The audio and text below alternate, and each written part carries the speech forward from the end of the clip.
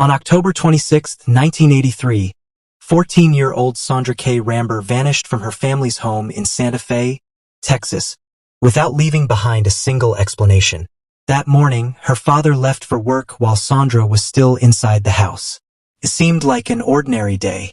Breakfast had been eaten, and biscuits were baking in the oven. But when he returned home later that day, something was terribly wrong. The front door was standing open. The biscuits were still in the oven. Her purse was exactly where she had left it. Her coat was still hanging inside the house. But Sandra was gone. She hadn't packed any clothes. She hadn't taken any money. She hadn't told anyone she was leaving. And despite one of the largest searches in the area's history, there was no sign of a struggle, no eyewitnesses, no ransom demand, and no trace of the 14-year-old girl who seemed to vanish into thin air. At first, authorities believed Sandra had simply run away. But the evidence inside that house told a very different story. Who runs away while food is still cooking in the oven? Who leaves behind their purse, their coat, and every personal belonging? And if Sandra didn't leave willingly, who walked through that front door on that quiet October afternoon?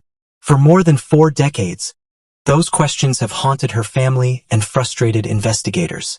Then, in 2025, 42 years after Sandra disappeared, detectives returned to the very property where she was last seen alive.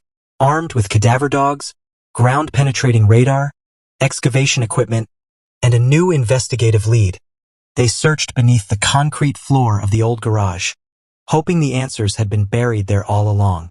What they discovered only deepened one of Texas' most haunting missing person mysteries. What happened next will leave you speechless.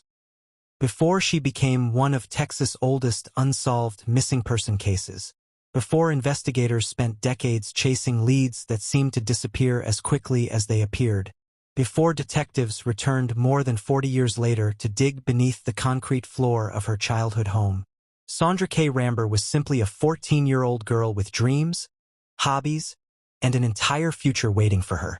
In 1983, Sandra lived with her father in the small town of Santa Fe, Texas, a quiet community in Galveston County where neighbors often knew one another by name.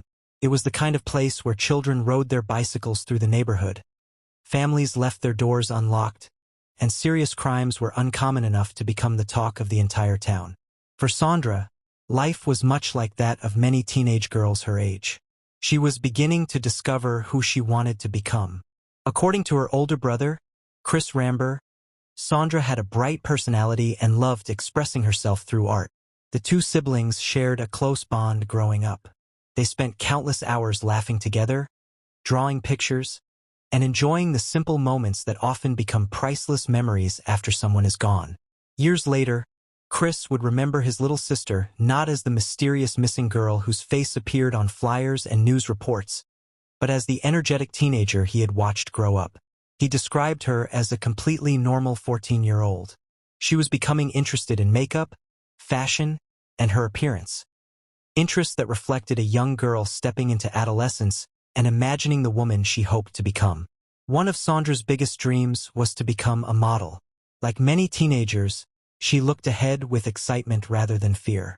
She had plans, ambitions, and an entire life still unfolding before her.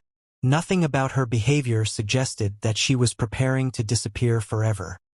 As investigators would later point out, there was no verified evidence that Sandra had packed belongings, withdrawn money, or made plans to leave home permanently.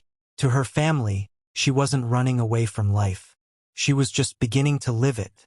That is one of the reasons her disappearance has remained so difficult to understand. Because when investigators examine missing person cases, they often look for warning signs. Was the person unhappy? Were they planning to leave? Had they spoken about running away? Did they take clothing, money, or sentimental belongings? In Sandra's case, those answers have remained frustratingly unclear. The image her family paints is not of a teenager preparing to vanish without a trace, but of a young girl living an ordinary life until that ordinary life came to an abrupt and unexplained end.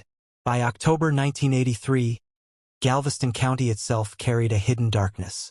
Although residents of Santa Fe continued their daily routines, The surrounding region had already seen several disappearances and murders involving young women over the previous decade.